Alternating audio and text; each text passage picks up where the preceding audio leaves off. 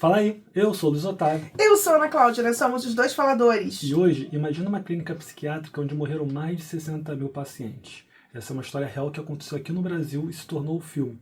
Hoje vamos falar sobre Ninguém Sai Vivo Daqui. Afinal, vale o ingresso?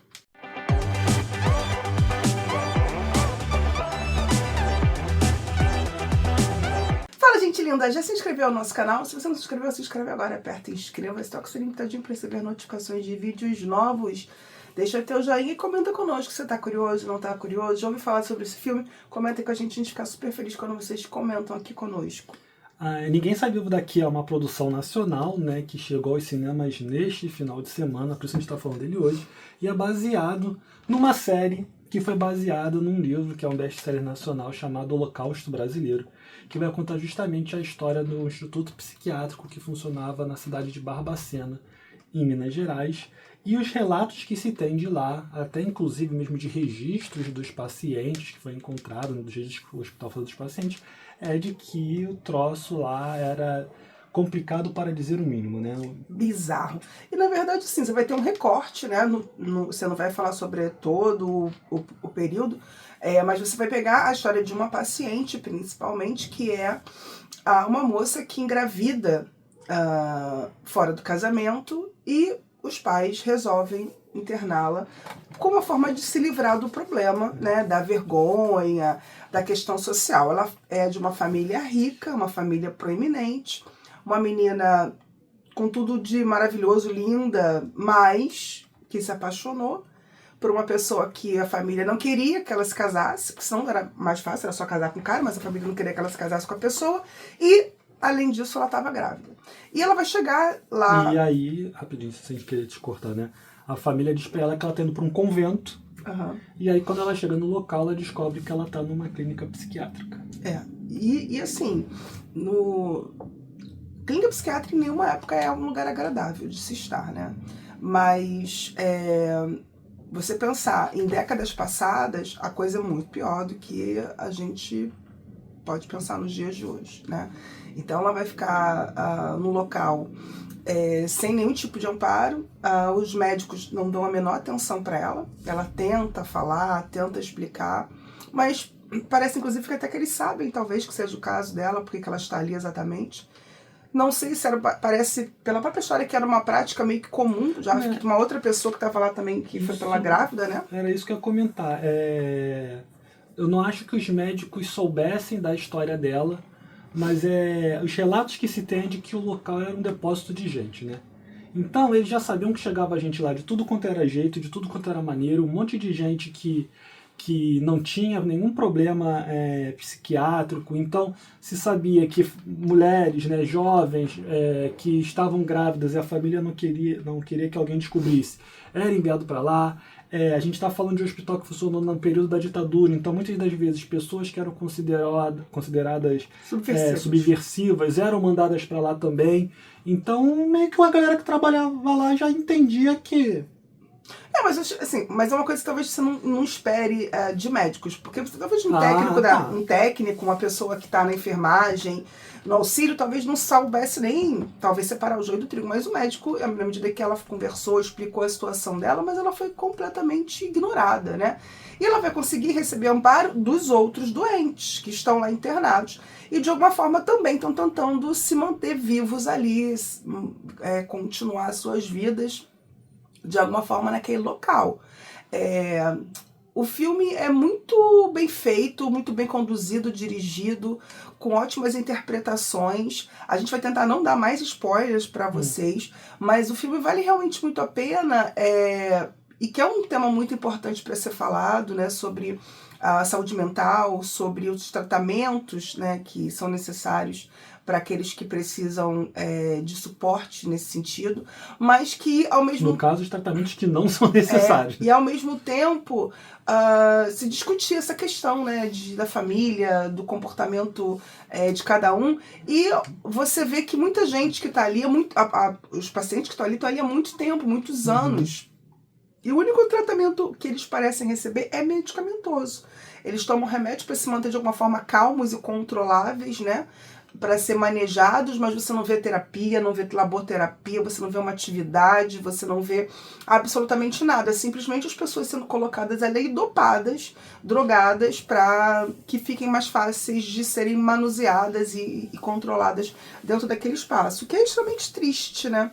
E aí, o dia a dia dela com os outros doentes e com o hospital e com a situação, e também com o abandono, né, que é outra coisa que ela vai ter que lidar, é sobre esse abandono da família, sobre essa falta de sentimentos, sobre colocar a opinião pública, a sociedade à frente dos sentimentos de amor, de carinho, de afeto, de proteção, né?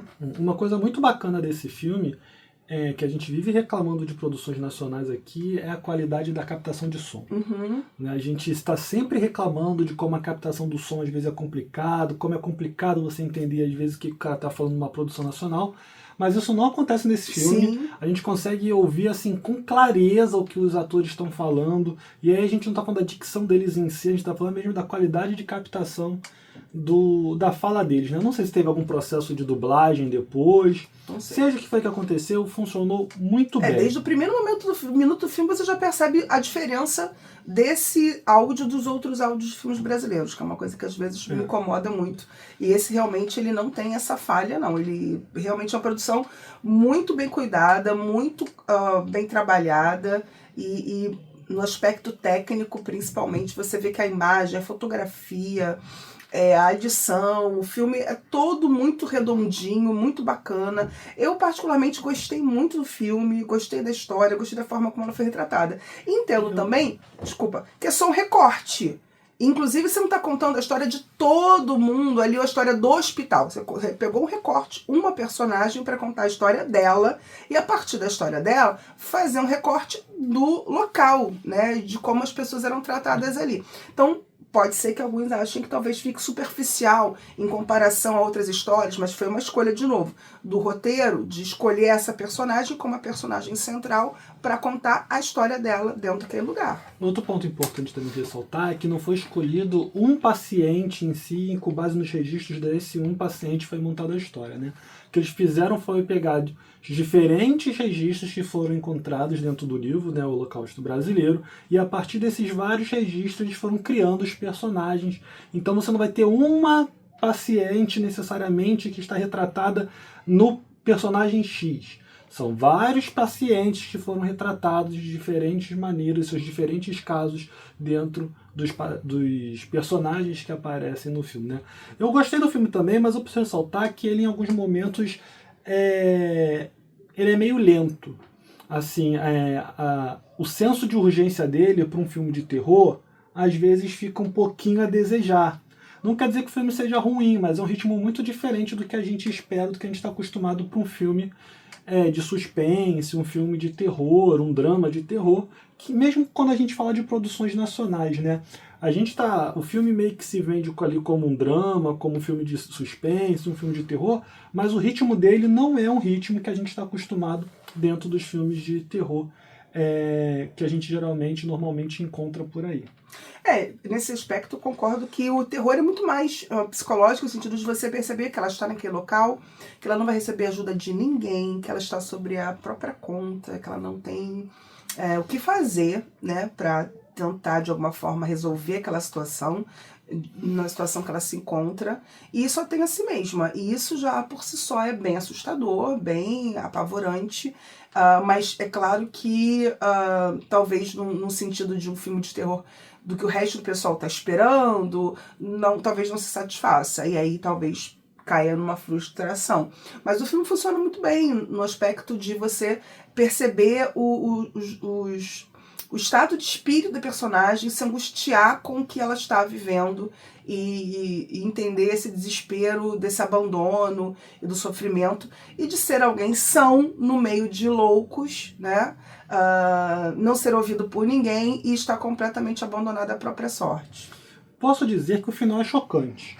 O Mas é reflexo do desespero que a pessoa se coloca, né? Foi colocada, né? O final do filme é inesperado e chocante.